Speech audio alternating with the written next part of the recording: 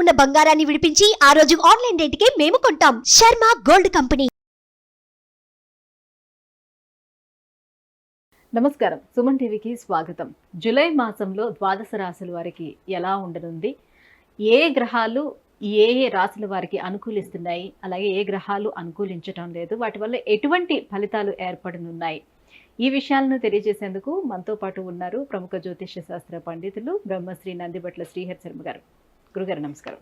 వాగర్థావివ సంపృక్తౌ వాగర్థ ప్రతిపత్తయే జగతః పితరౌ వందే పార్వతీ పరమేశ్వరౌ. సదాశివసమారంభాం శంకరాచార్య మధ్యమాం అస్మదాచార్య పర్యంతం వందే గురు పరంపరాం. ఆదిత్యాయ చ సోమాయ మంగళాయ బుధాయ చ గురుశుక్ర శనిభ్యశ్చ రాహవే కేతవే నమః. గురుగారు, ఈ జూలై మాసంలో ధనుసు రాశి వారికి ఎలా ఉండబోతుంది, వాళ్ళకి గ్రహాల స్థితిగతులు ఎలా ఉన్నాయి, ఎటువంటి ఫలితాలను ఇస్తున్నాయి?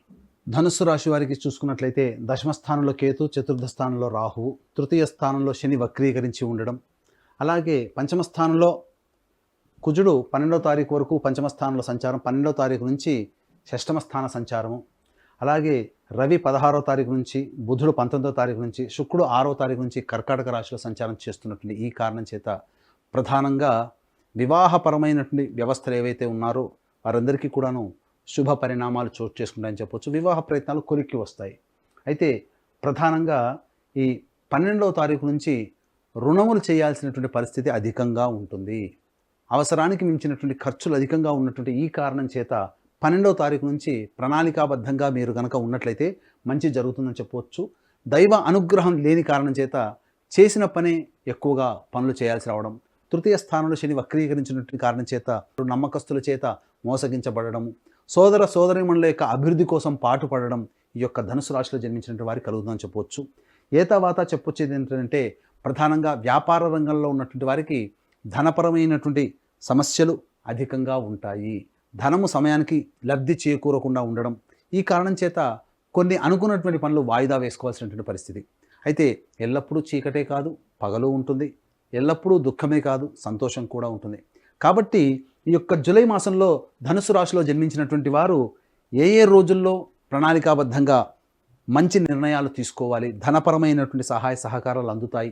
ఎందుకనంటే ప్రతి మనిషికి కూడా దైవదత్తమైనటువంటి యోగం ఉంటుంది. ఆ యోగాన్ని ఏ సమయంలో గనక ప్రణాళికాబద్ధంగా రూపొందించుకుంటే మంచి జరుగుతుందనేటువంటి విషయాన్ని తెలుసుకుందాం.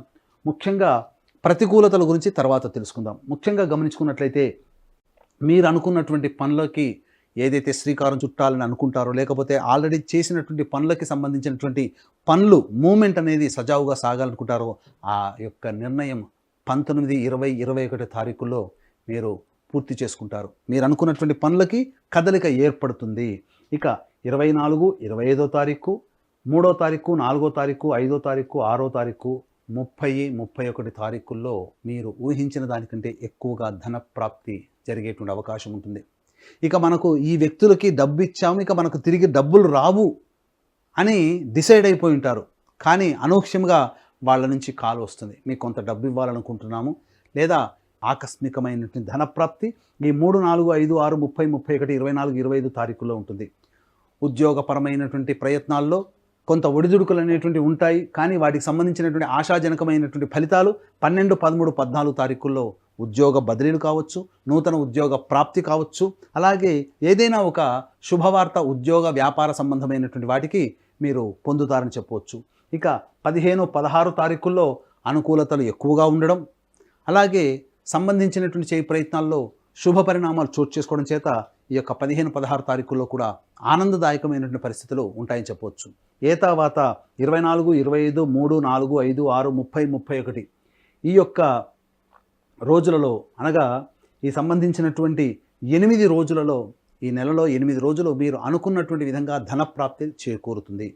ఇప్పటి వరకు అనుకూలంగా ఉన్నటువంటి విషయాన్ని తెలుసుకుందాం. ప్రతికూలంగా ఉండేటువంటి విషయాన్ని కనుక మనం చూసుకున్నట్లయితే ప్రధానంగా ధనపరమైనటువంటి ఖర్చులు 22, 23 తారీఖుల్లో అధికంగా ఉంటాయి.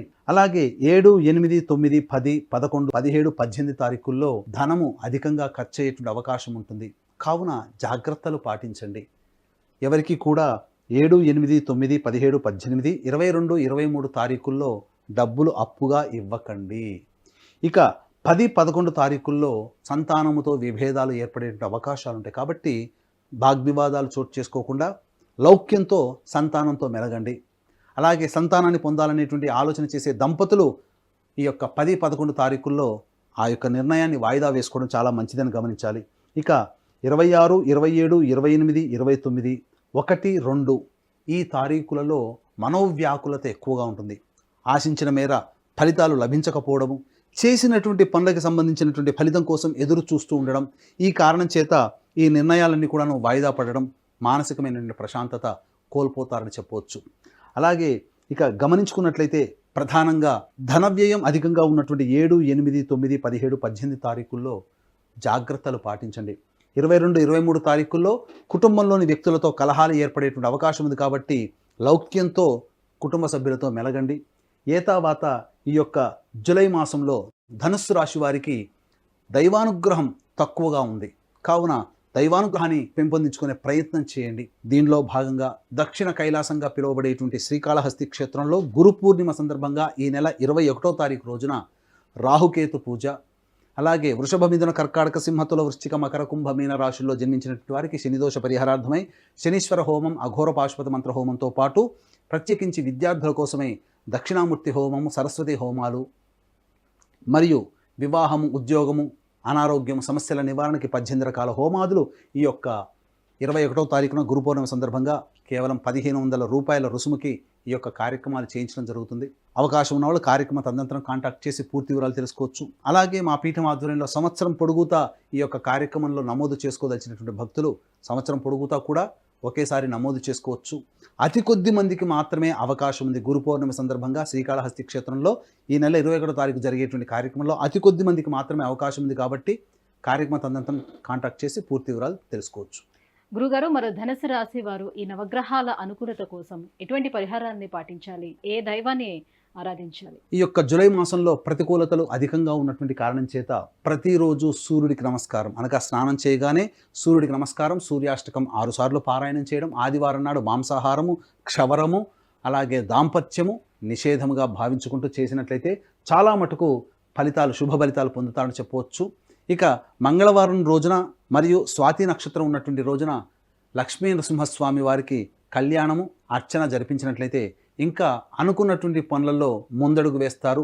ముఖ్యంగా ఈ యొక్క ప్రతికూలతలు అనుకూలంగా లేని రోజులైనటువంటి ఈ నెలలో 7, 8, 9, 17, 18, 22, 23 తారీఖుల్లో ధనపరమైనటువంటి నిర్ణయాలు తీసుకోకుండా ఉండడమే మేలని గమనించుకుంటూ అధిక ధనప్రాప్తి కలిగేటువంటి రోజుల్లో అనగా 24, 25, 3, 4, 5, 6, 30, 31 తేదీల్లో మీ యొక్క ధనప్రాప్తి అధికంగా ఈ తారీఖుల్లో ఉంటుంది కాబట్టి జాగ్రత్తలు పాటించుకుంటూ మీకు వచ్చినటువంటి ధనాన్ని ప్రణాళికాబద్ధంగా రూపొందించుకుంటే ఈ జూలై నెల మాసమంతా కూడాను ప్లాన్గా మీకు అన్ని శుభంగా జరుగుతాయని చెప్పడంలో ఏమాత్రం సందేహం లేదు. గురుగారు, ధనుసు రాశి వారికి జూలై మాసం ఎలా ఉండబోతుందనే విషయాన్ని తెలియజేసినందుకు ధన్యవాదాలండి. సర్వం శ్రీ ఉమామహేశ్వర పరబ్రహ్మార్పణమస్తు. సుమన్ టీవీలో మీ పర్సనల్ అండ్ బిజినెస్ ప్రమోషన్స్ కోసం కింది నెంబర్కి కాంటాక్ట్ చేయండి.